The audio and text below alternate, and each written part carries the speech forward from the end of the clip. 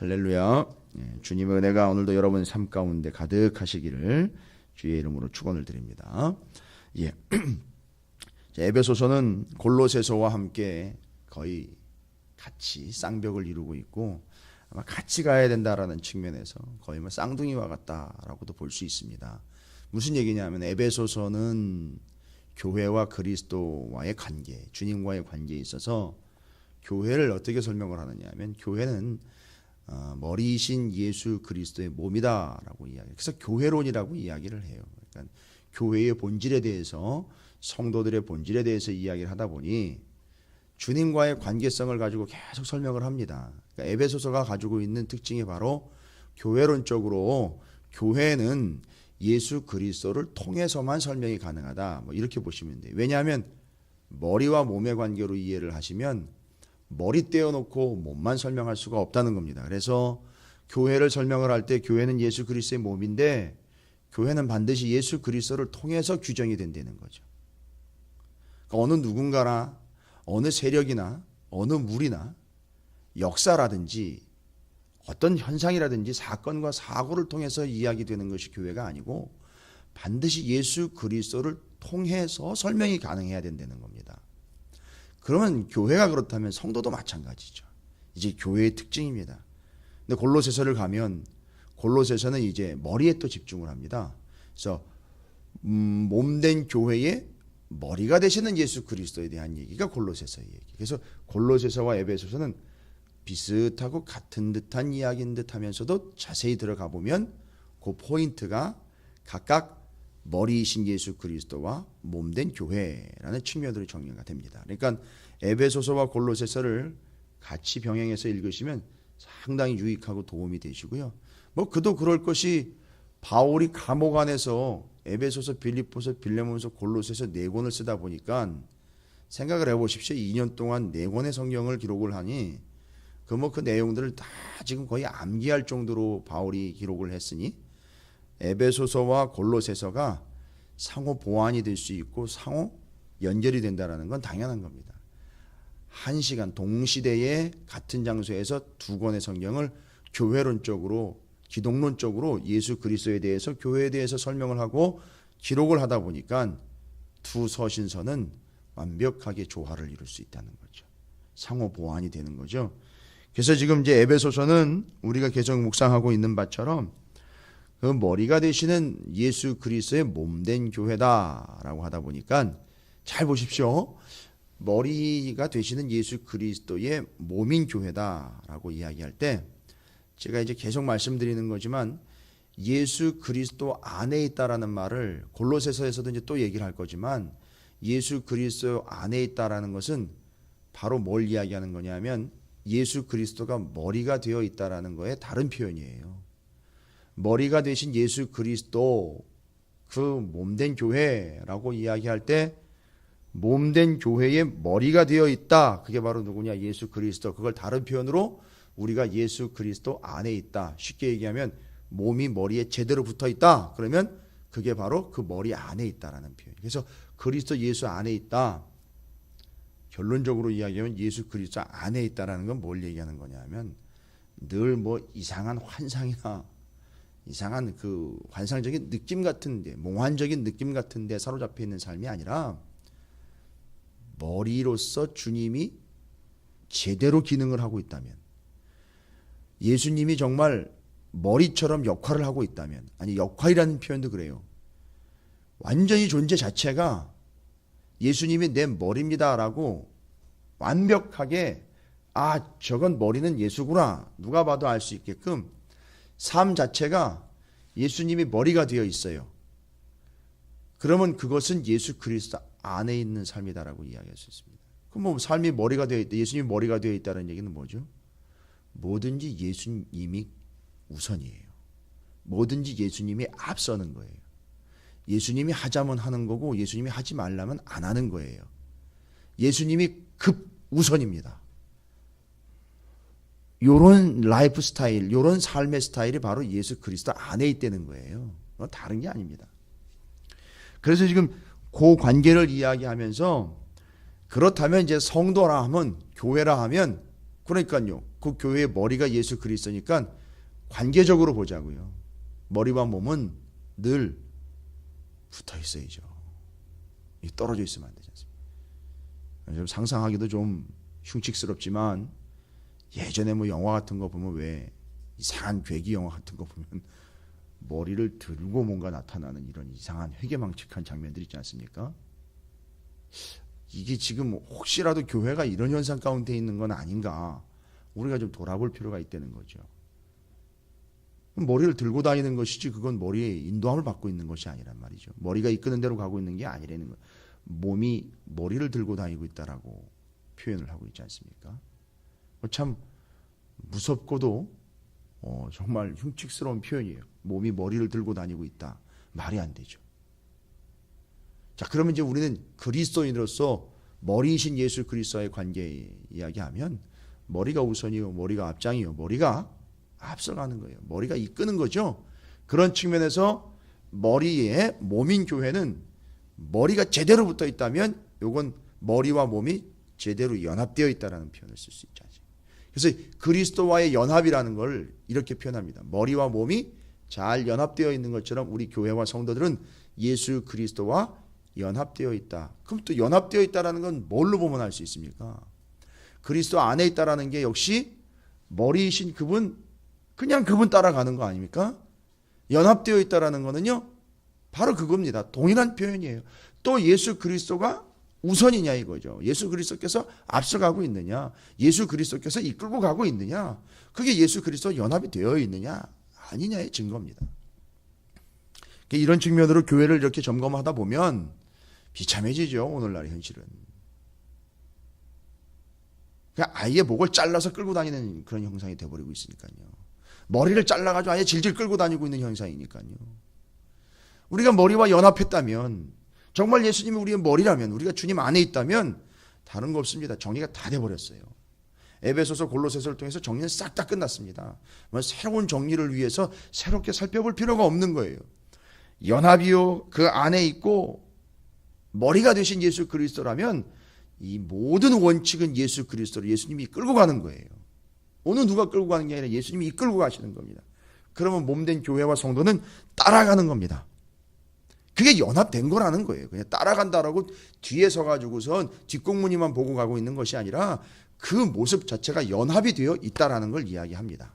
그리스도 안에 있다고 이야기를 하는 거예요. 그러니까 여러분 이제 5장, 6장이면 에베소서가 끝납니다. 끝나가면서 우리가 반드시 정리해야 되는 것, 우리는 예수 그리스도와 연합되어 있고 예수 그리스도는 우리의 머리이시며 우리는 주님 안에 있다. 이 다 똑같은 얘기예요. 이게 연합, 그리스도 안에 있다, 머리이시다.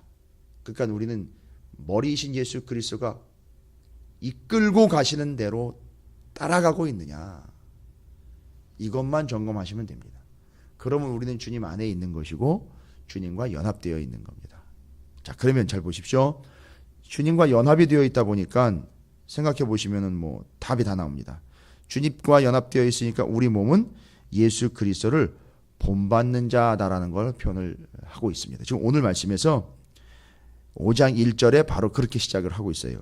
그러므로 사랑을 받는 자녀같이 너희는 하나님을 본받는 자가 되고, 이 본받는다라는 표현 자체도 또 마찬가지인 거예요.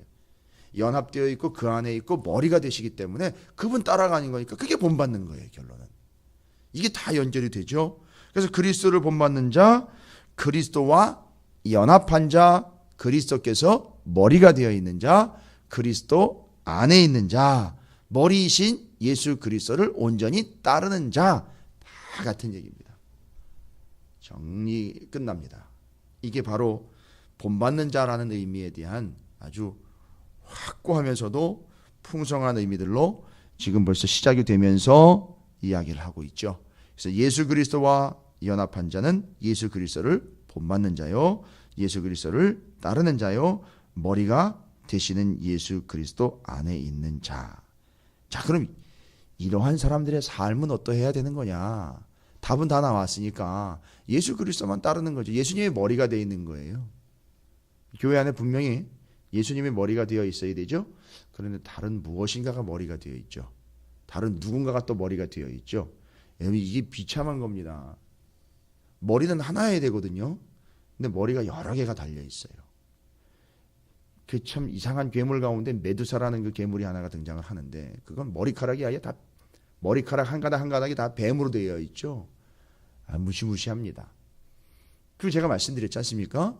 요즘에도 뭐 머리가 둘 달린 뱀이 발견이 된다든지 이러는데 머리가 여럿이면 도대체 어떤 머리를 따라갑니까? 그 몸은. 말이 안 된다 그랬죠. 머리가 여럿이면 어떤 머리를 따라갈 수가 없어요. 그러니까 어떻게 된다 그랬습니까? 몸이 편한 대로 가게 돼 있어요. 머리는 여럿이니까 여러 머리에 어느 머리를 쫓아갈 거예요. 머리는 머리 터지게 싸웁니다. 그러니까 싸우다 보니까 어느 머리를 따라갈 수 없습니다. 그러니까 결국 몸이 편한 쪽으로 가요. 몸을 따라가게 돼 있습니다. 이게 얼마나 비참한 현상입니까? 이게 얼마나 완전히 거꾸로 되어버린 현상입니까? 교회가 그렇다니까요. 잘못하면 교회가 편한 대로 시끄럽지 않은 쪽으로 그냥 세상이 이야기하는 방법으로 그렇게 가게 돼 있습니다. 왜냐하면 워낙에 머리가 여러 개니까 시끄럽지 않으려면 편한 대로 가는 거예요. 문제없는 쪽으로 가는 겁니다. 그러나 머리는 분명하잖아요. 교회의 머리는 예수 그리스도니까 힘들어도 예수 그리스도께서 가시는 곳으로 가야 되는 거거든요. 그게 오늘날 우리 교회들이 본질을 좀 돌아봐야 될 중요한 지침인 거죠. 자, 그래서 우리는 예수 그리스도와 연합된 교회입니다. 그래서 연합이라는 의미를 이렇게 제가 좀 구체적으로 설명을 드렸어요. 정리적인 차원으로 계속 말씀을 드렸습니다.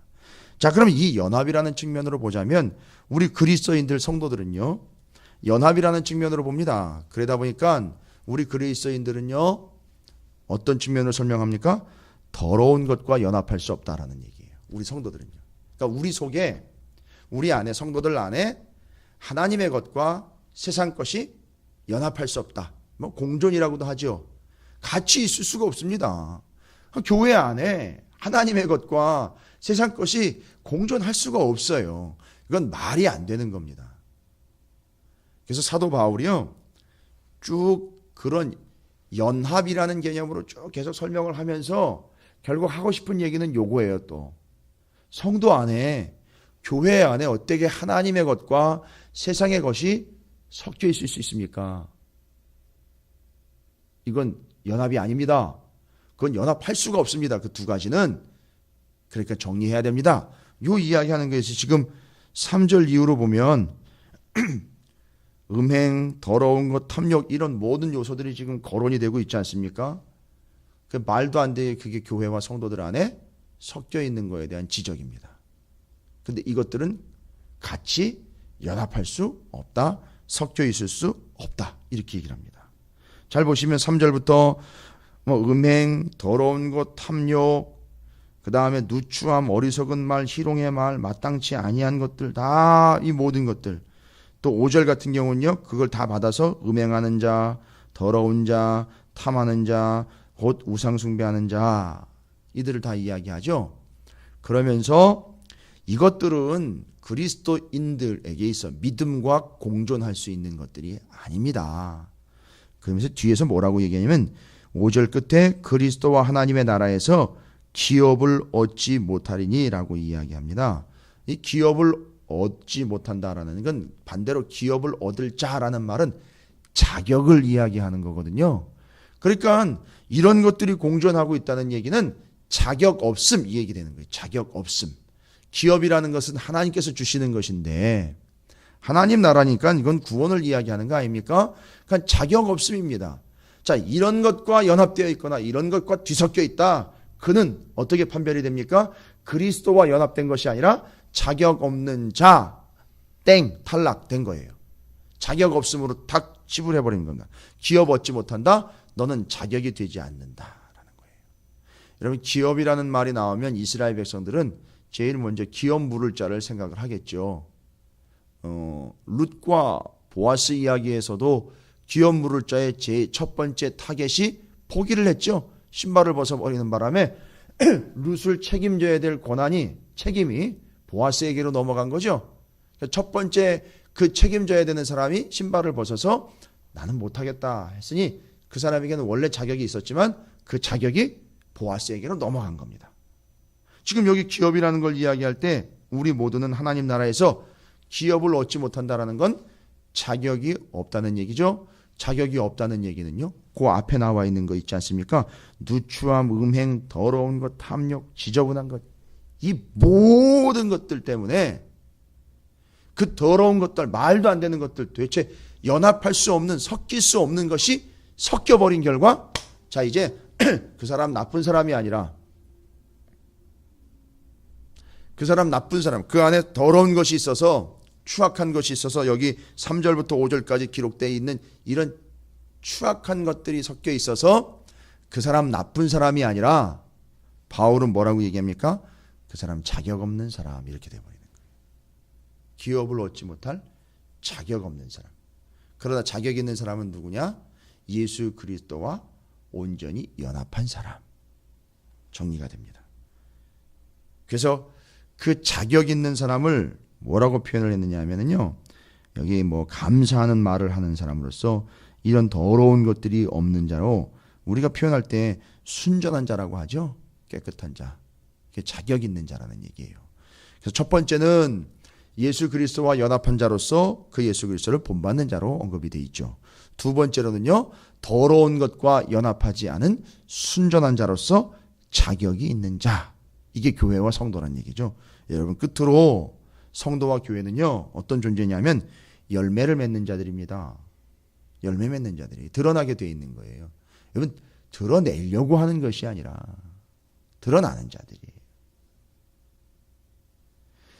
저는 그런 의미에서 이제 과수원이라는 말은 좀 조심스럽게 사용하고 싶어요. 이 과수원은 열매만 의도를 한 거거든요. 그러니까 과수원에는 그냥 열매만 맺게 하려고 열매 맺는 나무들만 갖다 쫙 심어놨으니까. 그러나 제가 봤을 때는 자연스럽게 열리는 열매들 있지 않습니까? 때가 되고 조건이 되면 정확하게 열매를 맺는 바로 그런 존재들이 우리 그리스도인들이 아닌가 싶습니다. 그래서 이 열매를 맺는다라는 것은 열매로서 그 나무를 알 수 있는 것이고, 열매를 보니까 야, 이게 결실이로구나 드러나는 것이죠. 근데 그게 어떤 열매냐? 쭉 보시면은 뒤에 이야기하고 빛의 자녀들처럼 행하고 빛의 열매다라고 이야기를 합니다. 그 열매는 빛의 열매예요. 쉽지 않습니까? 열매를 맺는데 가장 중요한 요소라고 할 수 있는 빛. 이걸 그렇게도 이해하셔도 될 것 같아요. 그러니까 이 과실이 열매를 맺고 너무너무 맛있는 과일이고 참 보기에도 참 탐스러운 과일이고, 야, 이 정말 제대로 된 과일이구나 하려면 제대로 빛을 받아야 되지 않습니까? 그런 관계로서 보면 이 열매는 빛의 열매다라고 말을 하고 있죠. 바로 우리 그리스도인들은요, 열매 맺는 자로서 그 열매로 그 나무를 드러내고 그것을 알릴 수 있는 존재다라는 측면에서 빛된 자요, 열매 맺는 자라는 거죠. 근데 그 빛이 여기선 소개가 되고 있어요. 그 빛이 누구냐? 예수 그리스도라는 거죠. 그 빛은 예수 그리스도입니다. 그러니까 그가 맺는 열매는 예수 그리스도를 쬐어서 예수 그리스도를 열매 맺는 거예요. 그러니까 우리 그리스도인들이 바로 그겁니다. 역시나 예수 그리스도와 연합을 이야기하는 거죠. 이 모든 것들을 지금 사도 바울은 에베소서를 통해서 그리스도와의 연합, 성도와의 연합, 주님과의 연합, 이 모든 것들, 이 교회가 하나님의 뜻과의 연합, 이 모든 것들을 연합적인 측면으로 설명을 하고 있는 거예요. 그래서 그 머리가 되신 예수 그리스도와 연합된 것, 그래서 그 자격이 된다는 거죠. 기업을 얻을 자격이 되기 위해서 우리 안에는 더러운 것과 순전한 것이 연합할 수 없다라고 이야기하는 거죠. 그러나 그게 섞여 있는 자들은요, 나쁜 자, 더러운 자, 그게 아니라 자격 없는 자가 되는 거예요. 자격 없는 자가 되는 겁니다. 열매 맺는 자로서 드러나는 건요, 빛의 열매를 맺죠. 빛은 예수 그리스도시요. 그러니까 우리는 뭘 드러내는 겁니까? 맞아요. 예수 그리스도를 드러내는 겁니다. 알고 봤더니 우리의 머리가 예수 그리스도죠. 또 봤더니만 우리는 예수 그리스도와 연합한 자예요. 그러니까 결국 드러나는 건 내가 아니라 예수 그리스도가 드러나는 겁니다. 그럼 예수 그리스도가 드러나려면 쭉 정리해 볼게요. 빛의 열매였어. 예수 그리스도가 드러나려면 예수 그리스도와 연합한 자지요. 예수 그리스도와 연합했다는 얘기는 우리에게 누가 머리가 됐다는 얘기냐? 예수 그리스도가 머리가 됐다는 얘기예요. 그걸 또 다른 표현으로 우리는 머리가 제대로 예수 그리스도로서 그 몸에 붙어 있다면 우리 몸이 머리에 붙어 있다가 아니라 예수 그리스도의 머리에 안에 있다라고 이야기를 했어요. 근데 이 사람들이 열매를 맺더라는 거예요. 알고 봤더니 이게 빛의 열매인 거죠. 그 빛은 예수 그리스도라. 에베소서를 통해서 바울이 이야기하려고 하는 핵심들입니다. 이건 억지로나 하려고 해서가 아니라 당연히 되는 것, 이걸 이야기하는 겁니다. 그리고 이제 안으로 돌아보자고요. 안에 우리 성도들과 성도들 사이의 연합적인 측면을 돌아보자고요. 그게 이제 15절 이후로 아내 남편 이야기하고 자녀 부모 종과 상전 이야기하는 게 그 안에서 우리 성도들 사이에서의 연합을 또 구체적으로 다루어주고 있는 내용들입니다. 그걸 다루기 전에 우리는 먼저 그리스도와의 연합의 관계를 늘 점검을 해야 됩니다. 어쨌든 결론은 다 나버렸습니다. 예수 그리스도가 진짜 우리의 머리가 되어 계신다면 우리는 그분 안에 있는 것이고 우리는 그분과 연합되어 있는 것이고 우리는 그분의 열매를 맺을 수 있는 것이죠. 그래서 그분이 머리가 되어야 한다는 거죠. 머리가 되어야 한다는 건요, 당연한 겁니다. 머리가 예수 그리스도지 다른 게 머리가 아닙니다. 그러면 우리는 죽기 살기로 예수 그리스도만 따라가는 거예요. 모든 일에 예수가 앞에 계셔야 돼요. 모든 일에 예수가 우선이 돼야 되는 거예요. 모든 일에 예수가 최고가 되어 있어야 되는 거예요. 이건 해야 한다 이러면 또 어려워지죠. 자연스럽게 그렇게 되어야 한다는 거지. 안 되는데 억지로 하라는 얘기가 아니에요. 그거 억지로 한다고 됩니까? 그러니까 우리에게는 정확한 사실로 예수 그리스도는 머리이시다라는 사실 절대 잊으시면 안 됩니다. 오늘도 혹여나 여러분께서 여러분의 뜻과 주님의 뜻 곧 하나님의 말씀에 약간의 충돌이 있다거나 갈등이 있다거나 고민이 있을 때 여러분이 하나님의 뜻 곧 주 예수 그리스도의 뜻 머리이신 예수님의 말씀을 따랐다면 여러분 그건 그냥 말씀대로 사는 개념이 아니라 여러 가지가 해결이 되는 거예요. 주님 안에 있다는 얘기고요.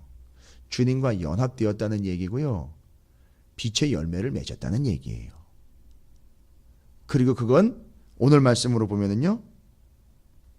기업을 얻을 자, 자격이 있는 자가 되었다는 얘기예요. 아주 여러 가지로 풍성한 이야기들이 기록되어 있죠. 그래서 5절 끝에 기업을 얻지 못하리니 자격이 되지 않으니 라는 겁니다. 여러분 오늘 한 날 동안 이 말씀을 한번 경험해 보시기 바라겠습니다. 또 적용해 보시기 바라겠습니다. 그래서 주님을 본받는 자로서 순전한 자로서 더러운 것과 연합되지 않는 존재인 기업을 얻을 자격이 있는 자로서 열매 맺는 자로서 예수 그리스도가 머리가 되어 주님과 연합되고 그 안에서 복된 삶을 경험하시고 누리는 오늘 한 날 아니 여러분의 평생이 되시기를 주님의 이름으로 축원을 드립니다.